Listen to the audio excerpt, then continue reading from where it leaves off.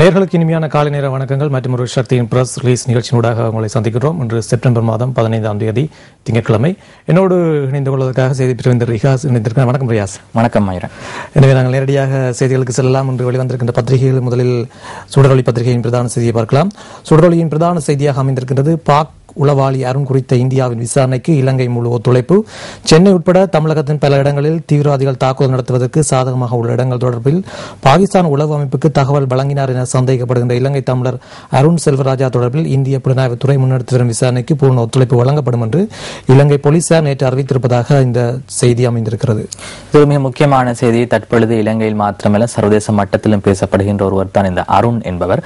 குறிப்பாக இவர் இலங்கையைச் சேர்ந்தவர். இவர் பாகிஸ்தானுடைய உளவு பிரிவுக்கு தகவல்களை வழங்கியதான் தற்பொழுது குற்றம் சுமத்தப்படுகின்றது. குறிப்பாக இந்தியாவின் பல்வேறு பகுதிகளிலும் தாக்குதல் மேற்கொள்வதற்கான சில தகவல்களை அவர் வழங்கியிருக்கின்றார். இந்தியாவின் சில தகவல்களை வழங்கியிருப்பதாக தற்பொழுது இந்திய தகவல்கள் தெரிவிக்கின்றது. அதேபோன்று இவருடைய விசாரணைகளை தற்பொழுது இலங்கையிலும் ஆரம்பித்திருக்கின்றார்கள். இவர் யார்? அருண் என்பவர் யார்? இலங்கையைச் சேர்ந்தவர். இவருடைய கடவுச்சீட்டு, அதே போன்று இவருடைய தொலைபேசி இலக்கங்கள், தொலைபேசி தொடர்பு கொண்டவர்கள் போன்ற பல்வேறு தகவல்களையும் தற்பொழுது திரட்டுவதற்கு போலீசார் ஆரம்பித்திருக்கின்றார்கள். எனவே இந்தியாவுக்கு தேவைப்படுகின்ற அனைத்து சந்தர்ப்பங்களிலும் தாம் ஒத்துழைப்பு வழங்குவதற்கு தயாராக இருப்பதாக போலீஸ் ஊடக பேச்சாளர் தெரிவித்திருக்கின்றார். அதே போன்று பாகிஸ்தான் விவகாரங்கள் தொடர்பில் தாங்கள் தொடர்ந்து ஆராய்ந்து வருவதாகவும் போலீஸ் ஊடக பேச்சாளர் தெரிவித்திருக்கின்றார். எனவே இந்தியா எந்த வேளையிலும் அருண் தொடர்பிலான தகவல்களை பெற்றுக் கொள்வதற்கு தங்களிடம் உதவி கோரினால் அதற்கு தாங்கள் தயாராக இருப்பதாகவும் கூறியிருக்கின்றார். அதே போன்று இந்த விசாரணைகளுக்காக இந்தியாவிலிருந்து ஒரு குழு இலங்கைக்கு வர இருப்பதாகவும் தகவல்கள் தெரிவிக்கின்றன. அடுத்து சுடரொலியில் வந்திருக்கிற செய்தி, சர்வதேச நிபுணர் குழாமை 19 சந்திக்கிறது ஜனாதிபதி ஆணைக்குழு. போர்க்குற்ற விசாரணை பற்றிய நகர்வு குறித்து ஆராய உத்தேசம். காணாமல் போனோர் குறித்தும் மனித உரிமை மீறல்கள் சம்பந்தமாகவும் உள்ளக விசாரணை நடத்தி வருகின்ற ஜனாதிபதி ஆணைக்குழுவுக்கும் அந்த ஆலோசனையை வழங்குவதற்கு நியமிக்கப்பட்டுள்ள சர்வதேச நிபுணர் குழாமுக்கும் இடையிலான முதலாம் கட்ட சந்திப்பு எதிர்வரும் 19ஆம் தேதி நடைபெற இருப்பதாக இந்த செய்தி தொடர்ந்து செல்கிறது. அதாவது காணாமல் போனோர் தொடர்பிலான விசாரணைகளை மேற்கொள்வதற்காக ஜனாதிபதி ஆணைக்குழு ஒன்று தற்பொழுது செயற்பட்டு வருகின்றது.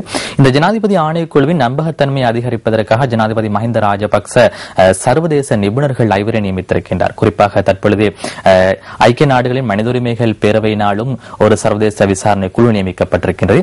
இந்த பின்புலத்தில் தான் ஜனாதிபதி மஹிந்த ராஜபக்ச இந்த இலங்கைக்கு ஜனாதிபதி ஆணைக்குழுவுக்கு ஆலோசனை வழங்குவதற்காக சர்வதேச நிபுணர்கள் ஐவரை நியமித்திருக்கின்றார்கள். ஏனென்றால் சர்வதேச மட்டத்தில் தற்பொழுது அதிகம் பேசப்படுகின்ற விடயம் இலங்கையின் போர்க்குற்ற விவகாரங்கள். அதே போன்று அடுத்த வருடம் மார்ச் மாதம் இடம்பெறுகின்ற ஐக்கிய நாடுகளின் மனித உரிமைகள் பேரவையில் இலங்கையை பல்வேறு விடயங்களை சந்திக்க வேண்டி ஏற்படுகின்றது. இந்த பின்புலத்தில் தான் ஜனாதிபதி மஹிந்த ராஜபக்ச சர்வதேச நிபுணர்கள் ஐவரை இலங்கையின் ஜனாதிபதி ஆணைக்குழுவுக்கு ஆலோசனை வழங்குவதற்காக இந்த குழுவை நியமித்திருக்கின்றார்கள். இவர்கள் எதிர்வரும் 19ஆம் தேதி தற்பொழுது இலங்கையில் விசாரணை மேற்கொள்கின்ற ஜனாதிபதி ஆணைக்குழுவுக்கும் சர்வதேச விசாரணை குழுவுக்கும் இடையே சந்திப்பு இடம்பெறவிருக்கின்றது. குறிப்பாக எதிர்வரும் 27ஆம் தேதி முதல் 30ஆம் தேதி வரை கிளிநொச்சியில் காணாமல் போனோர் தொடர்பிலான விசாரணைகள் இடம்பெறவிருக்கின்றது. இந்த விசாரணைகளின் பொழுது சர்வதேச நிபுணர்கள் நேரடியாக கலந்து கொள்ள இருப்பதாகவும் தகவல்கள் தெரிவிக்கின்றன. கனேடிய பிரிட்டிஷ் பிரதமர்களை நேரில் எதிர்கொள்கிறார் மஹிந்த. ஐநா பொதுசபை கூட்டத்தின் போது என்று இன்னும் ஒரு செய்தி வெளியாக இருக்கிறது. அதே வேளையில் ஏனைய செய்திகளை பார்க்கின்ற போது யுத்த குற்றச்சாட்டுகளை கைவிடுமாறு கோரிக்கை ஐநா குழுவிடம் இலங்கை அரசு சார்பற்ற அமைப்புகளின் பிரதிநிதிகள் விடுத்தனர் என்று இப்படி ஒரு செய்தியும் வெளியாக இருக்கிறது. அதாவது இது ஒரு அரசு சார்பற்ற நிறுவனம் இலங்கை அரசாங்கத்துடன் சம்பந்தமான சில விடயங்களை கூறியிருக்கின்றார்கள். அதாவது இறுதிக்கட்ட யுத்தத்தின் பொழுது விடுதலை புலிகள் தான் பொதுமக்கள் உயிரிழப்பதற்கான காரணம் விடுதலை புலிகள் தான் என்று இவர்கள் தெரிவித்திருக்கின்றார்கள். அடுத்த சுடரொலியின் ஆசிய தலையங்கம், சீனாவிடம் சிக்கிக்கொண்டு திணறும் இலங்கை என்ற தலைப்பில் வரையப்பட்டிருக்கின்றது ஆசிய தலையங்கம். அதேவேளையில் சுடரொலியின் கார்ட்டூன் இவ்வாறு அமைந்திருக்கின்றது. பிள்ளை கடத்தல்கள் அதிகரிப்பு, நல்லவேளை நான் தப்பித்தேன் என்று நவநீதம் பிள்ளை கூறுவதாக அந்த கேலி சித்திரம் அமைந்திருக்கிறது. அவை இன்று வெளிவந்த சுடரொலியில் இடம்பெற்ற முக்கியமான செய்திகளாக அமைந்திருக்கின்றது. நாங்கள் இன்று வெளிவந்த வீரகேசரி பத்திரிகையின் செய்திகளை பார்க்கலாம். வீரகேசரியின் பிரதான செய்தியாக அமைந்திருக்கின்றது. அரசை சர்வதேச சிக்கலுக்குள் தள்ள கூட்டமைப்பு முயற்சி, அமைச்சர் ஹெகலிய குற்றச்சாட்டு, சிக்க மாட்டோம் என்றும் அறிவிப்பு. தமிழ் தேசிய கூட்டமைப்பு சர்வதேச பிரசன்னத்துடன் மட்டுமே அரசாங்கத்துடன் பேச்சு என்று கூறிக்கொண்டு அரசாங்கத்தை சர்வதேச சிக்கலுக்குள் உட்படுத்தவே முயற்சிக்கின்றது. இதில் நேர்மையான நோக்கம் தெரியவில்லை. அந்த சிக்கலில் சிக்குவதற்கு அரசாங்கம் தயாராக இல்லை என்று ஊடகத்துறை அமைச்சர் ஹெகலிய ரம்புக்வெல்ல தெரிவித்திருப்பதாக இந்த பிரதான செய்தி அமைந்திருக்கிறது. இலங்கையின் ஒரு முக்கியமான பிரச்சனையாக தற்பொழுது மாறி வருகின்றது இலங்கையின் இலங்கையின் தேசிய பிரச்சினைக்கான தீர்வு திட்டங்களை தற்பொழுது தமிழ் பேசும் மக்கள் கோரி வருகின்றார்கள். குறிப்பாக தமிழ் தேசிய கூட்டமைப்பின் பாராளுமன்ற குழு தலைவர் ரா சம்பந்தன் அண்மையில் தெரிவித்திருந்தார், நாங்கள் அரசாங்கத்துடன் பேசுவதற்கு தயாராக இருக்கின்றோம், ஆனால் அந்த பேச்சுவார்த்தை சர்வதேச நிபுணர் சர்வதேச கண்காணிப்பின் கீழ் இடம்பெற வேண்டும். அதே போன்று 6 வார காலத்துக்குள் பேச்சுவார்த்தைகள் முடிவடைய வேண்டும் என்றும் சம்பந்தன் தெரிவித்திருந்தார். இதற்கு ஜனாதிபதி மஹிந்த ராஜபக்ச சர்வதேச ஊடகங்கள் இவ்வாறான கருத்துக்கள் வெளியாகுடன் சர்வதேச ஊடகங்கள் கொதித்தெழுகின்றது. அதே ட்விட்டர் ஊடாக ஜனாதிபதிக்கு பல சர்வதேச ஊடக வலையமைப்புகள் தகவல்களை வழங்கிய பொழுது ஜனாதிபதி அதற்கு பதில் வழங்கியிருந்தார். சர்வதேச நிபுணத்துவம் சர்வதேச கண்காணிப்பு என்று கூறுவதை விட நாங்கள் தமிழ் தேசிய கூட்டமைப்புடன் பேச்சுவார்த்தை நடத்துவதற்கு தயாராக இருக்கின்றோம், ஆனால் போலீஸ் அதிகாரத்தை வழங்குவதற்கு எம்மால் முடியாது என்று ஜனாதிபதி மஹிந்த ராஜபக்ச தெரிவித்திருக்கின்றார். அதற்கு ரா சம்பந்தன் மீண்டும் பதில் வழங்கியிருக்கின்றார்.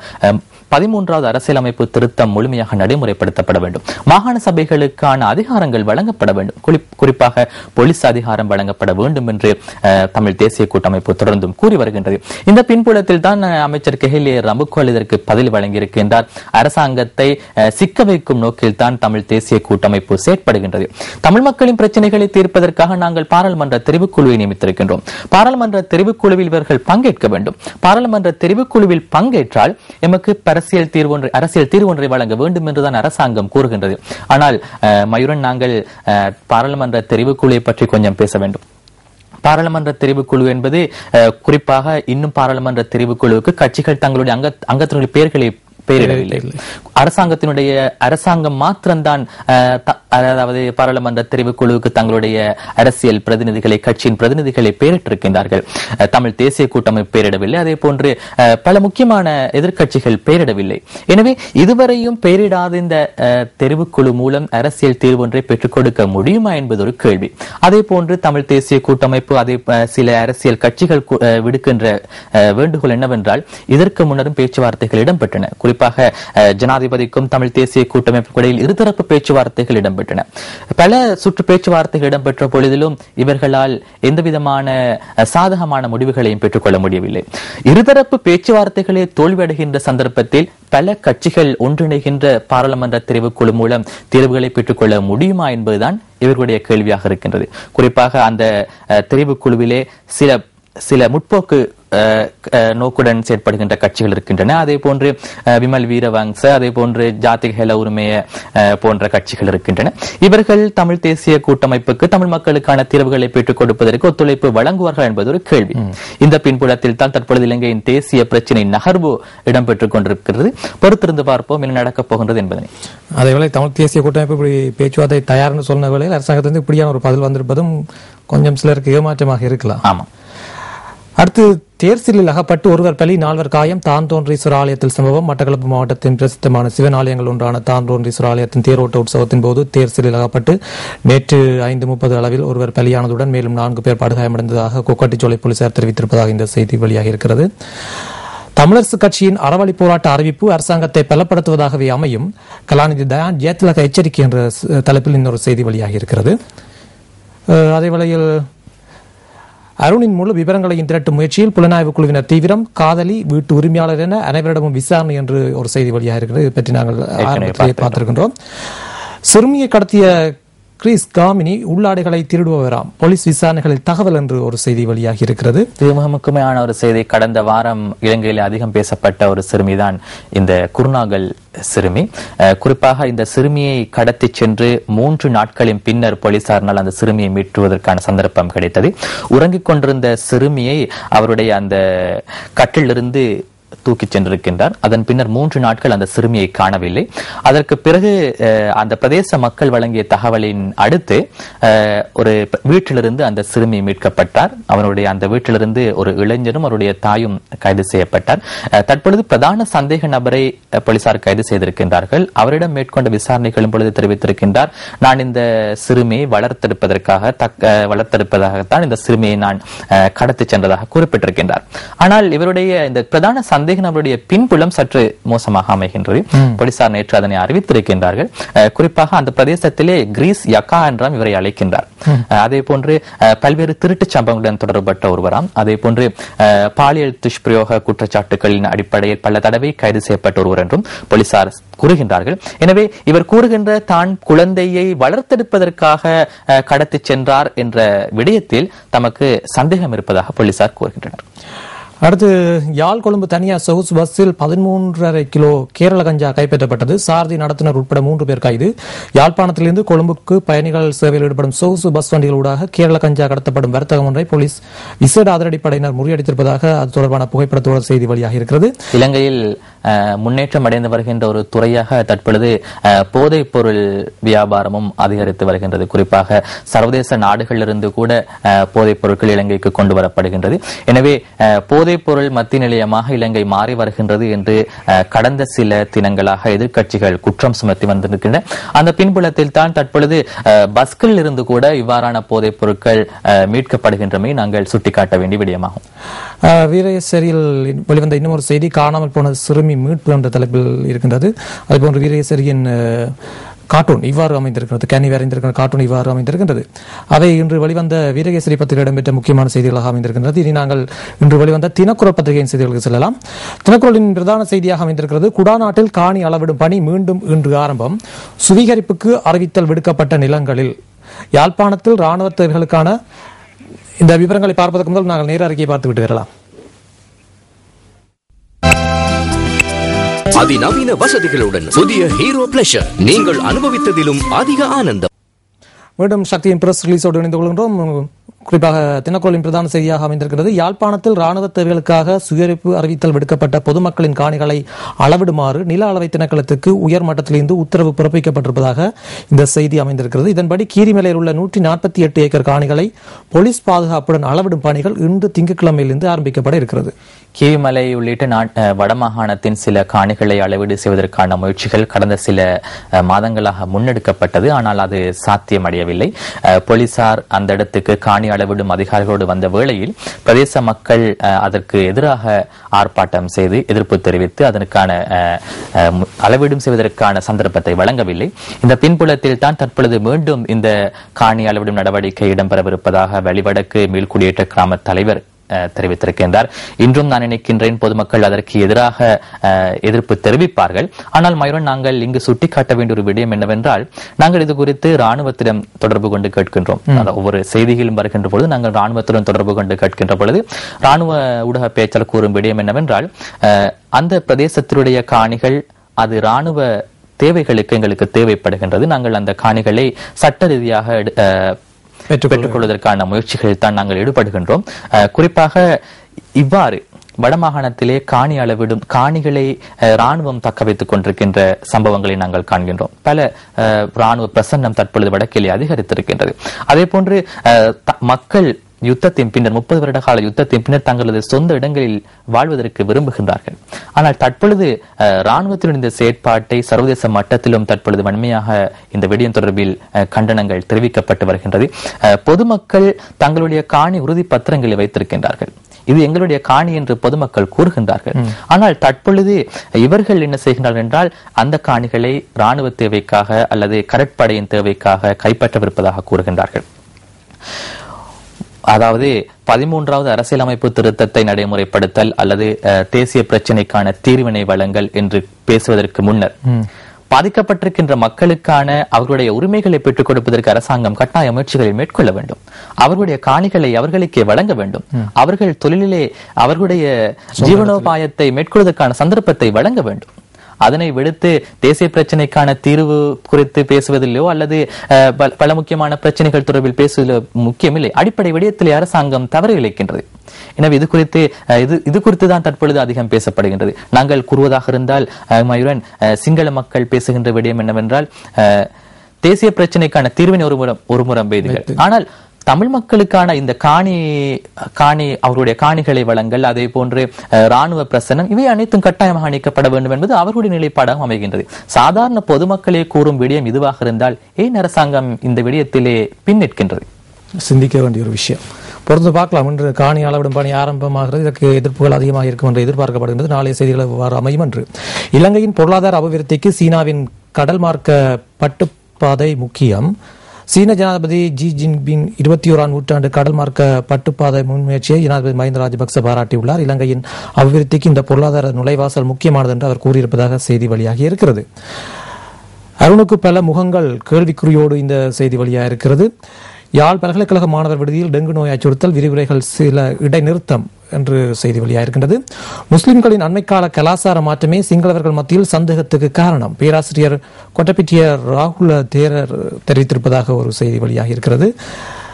சிறுமியை கடத்தியது வளர்த்து ஆளாக்கவே பிரதான சந்தேக நபர் தெரிவிப்பு என்று ஒரு செய்தி வெளியாக இது பற்றி ஆரம்பத்தில் பார்த்திருக்கின்றோம். பிரிட்டனிடமிருந்து ஸ்கொட்லாந்து பிரிந்து செல்லுமா, வாக்கெடுப்புக்கு இன்னும் 3 நாட்கள் என்று ஒரு வெளிநாட்டு செய்தியும் முன்பக்கத்தில் பிரசுரமாகி இருக்கிறது. தினக்கோளின் ஆசிரியர் தலையங்கம் உலகை அதிர வைக்கும் இஸ்லாமிய அரசு என்ற தலைப்பில் தீட்டப்பட்டிருக்கிறது. இன்று வெளிவந்திருக்கின்ற தினக்குரலின் கார்ட்டூன் இவ்வாறு அமைந்திருக்கின்றது. சீன முதலீடுகள் அதிகரிப்பு சம்பந்தமாக ஒரு கார்ட்டூன் வரையப்பட்டிருக்கின்றது. சீன ஜனாதிபதியின் இலங்கை விஜயம் தொடர்பாக அந்த செய்தியை குறிப்பிட்டு இந்தவாறு இந்த கார்ட்டூன் அமைந்திருக்கிறது. அவை தினக்குரல் பத்திரிகையில் வெளிவந்த செய்திகள். நாங்கள் இன்று வெளிவந்திருக்கின்ற மெட்ரோ நியூஸ் பத்திரிகையின் செய்திகளில் சிலவற்றையும் பார்க்கலாம். பசறையில் கொல்லப்பட்டு புதைக்கப்பட்ட ஆசிரியையின் சடலம் இன்று தோண்டப்படும், ரத்தம் தோய்ந்த நிலையில் கூறிய ஆயுதங்கள் மீட்பு. இது மக்கள் மத்தியில் பெரும் பரபரப்பை ஏற்படுத்தியிருக்கின்ற ஒரு செய்தி. பசறையில் ஒரு ஆசிரியர் கடத்தப்பட்டு சில நாட்களாக அவரை காணாமல் இருந்த சந்தர்ப்பத்தில் அவர் காணவில்லை என்று போலீசில் முறைப்பாடு செய்திருக்கின்றார்கள். அதன் பின்னர் ஒரு குறிப்பிட்ட தூரத்துக்கு அப்பால் அவருடைய சடலம் புதைக்கப்பட்டிருந்தது. அவருடைய சடலம் ஒரு இடத்திலும் அவர் பயன்படுத்திய பொருட்கள் வேறொரு குழியிலும் புதைக்கப்பட்டிருக்கின்றது. இந்த பின்புலத்திலே கடந்த சனிக்கிழமை நினைக்க வேண்டும், அதாவது சடலத்தை மீண்டும் தோண்டி எடுப்பதற்கு முயற்சிகள் மேற்கொள்ளப்பட்டது. எனினும் போலீசார் அதனை இன்று வரை பிற்போட்டிருக்கின்றார்கள். இன்று பெரும்பாலும் இந்த சடலம் மீண்டும் தோண்டி எடுக்கப்படும். பிரதான சந்தேக நபர் ஒருவர் கைது செய்யப்பட்டிருக்கின்றார். அடுத்து, ஐக்கிய அரபு ராச்சியத்தில் நீர் தடாகத்திலும் கடலிலும் மூழ்கி 2 இளைஞர்கள் மரணம் என்ற தலைப்பிலும் ஒரு செய்தி வெளியாக இருக்கிறது மெட்ரோ நியூஸ் பத்திரிகையில். அடுத்து இன்று வெளிவந்திருக்கின்ற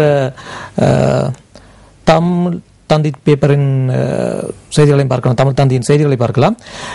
தீர்வை அரசு தராது என்ற தலைப்பில் பிரதான செய்தி அமைந்திருக்கிறது.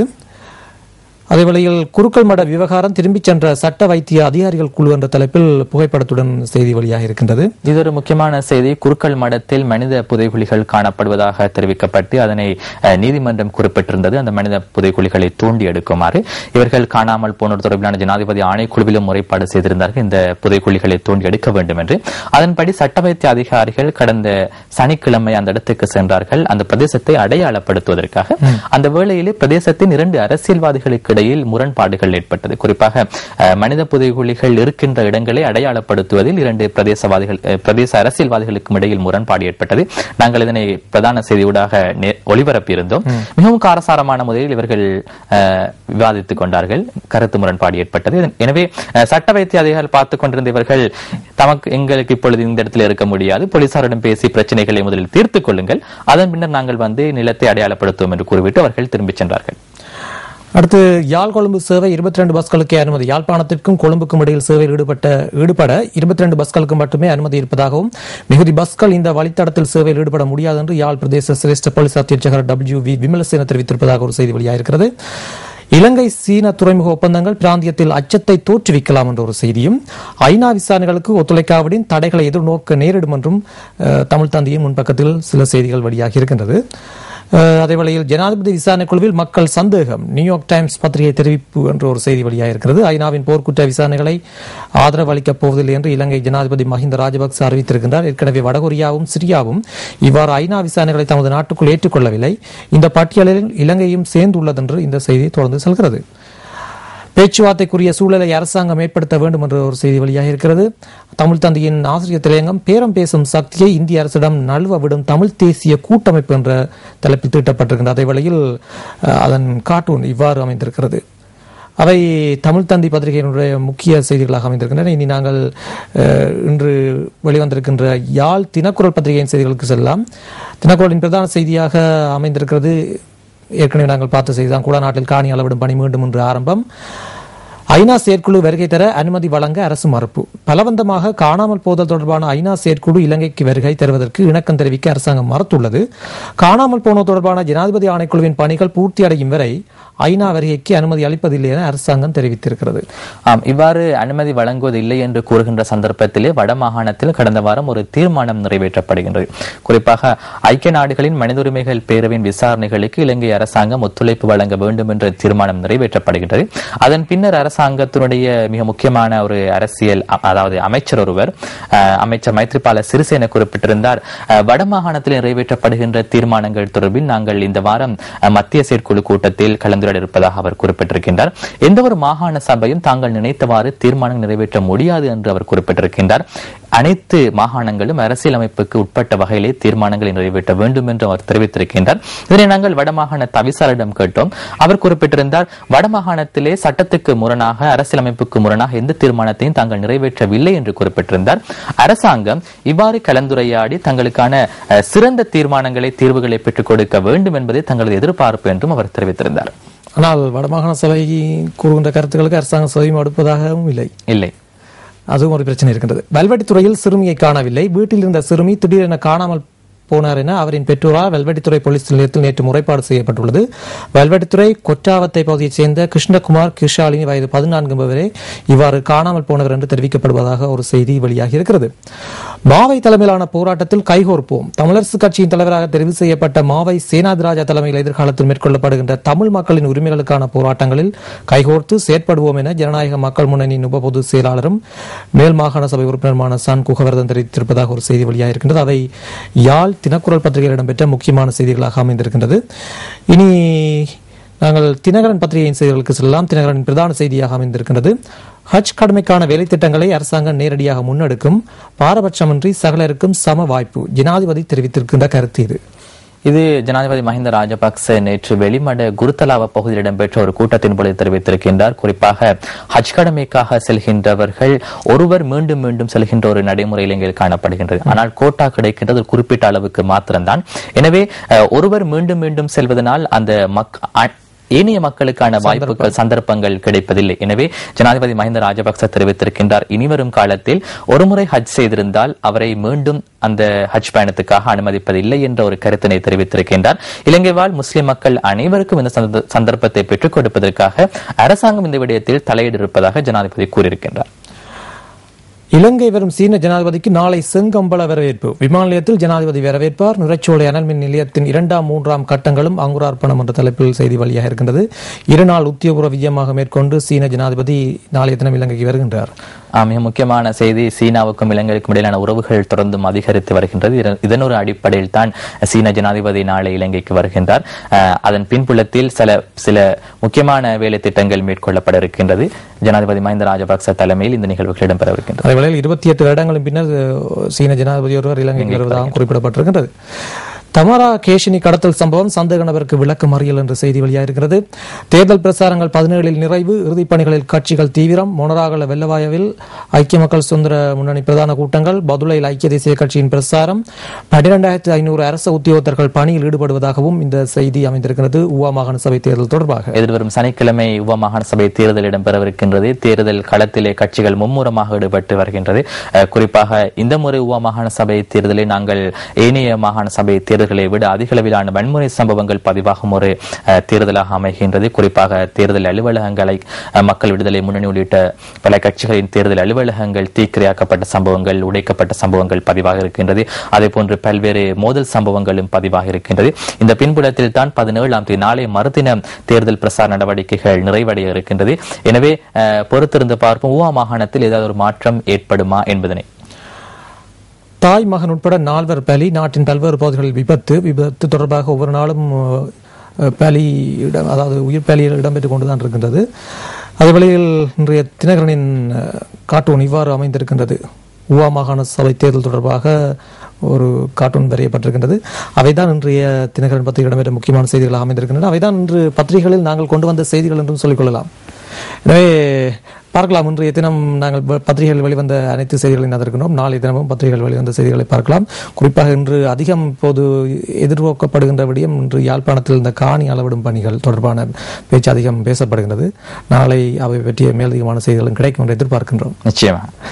நன்றி ரியாஸ். என்றும் பிரஸ் ரிலீஸ் நிகழ்ச்சியில் இணைந்தமைக்கு மீண்டும் நாளை காலை சந்திக்கலாம். சக்தி பிரஸ் ரிலீஸ் நிகழ்ச்சியூடாக. வணக்கம் நேர்களே.